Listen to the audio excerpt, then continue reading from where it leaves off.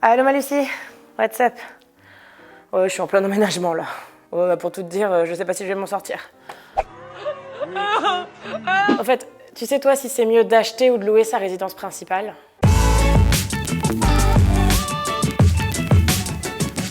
Hier j'ai croisé Arnold, le boulet de ma boîte. Ah, en 2 minutes il m'a saoulé. Bah il pense qu'on a fait une erreur en louant. Il dit qu'on aurait mieux fait d'acheter. Payer un loyer, c'est jeter de l'argent par la fenêtre, alors que acheter son appartement, c'est se créer du patrimoine.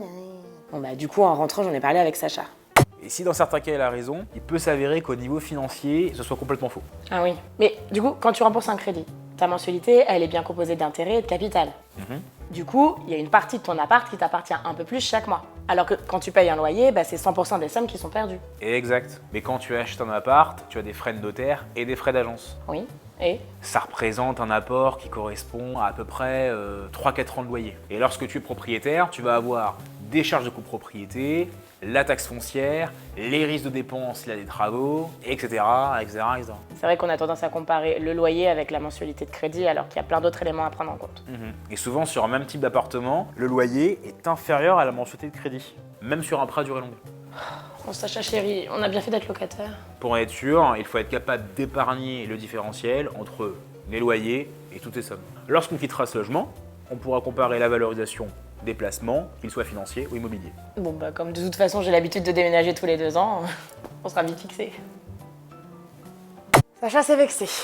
Il a dit que vu les risques de séparation, de mobilité professionnelle ou de naissance d'enfants, la probabilité de déménagement à court terme était grande et donc acheter sa résidence principale pouvait ne pas être rentable. Bon, il a quand même conclu en disant que dans certains cas, acheter sa résidence principale pouvait avoir du sens. En fait, si les idées reçues militent pour l'achat de sa résidence principale, la réalité est plus complexe. La durée de détention, le niveau des loyers par rapport au prix d'achat, la durée et le taux du crédit, la valorisation de l'immobilier et des placements financiers, etc., etc.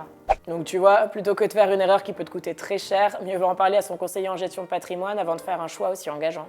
Quand j'ai recroisé Arnold, il m'a confirmé qu'il avait vendu son appart à la naissance de son premier enfant. Et comme je savais qu'il l'avait acheté 2 ans auparavant, ben j'ai pas pu m'empêcher de lui demander s'il avait eu le temps d'amortir ses frais de notaire. Ouais. Ah ben, il a eu une drôle de réaction. Tombé! Stop!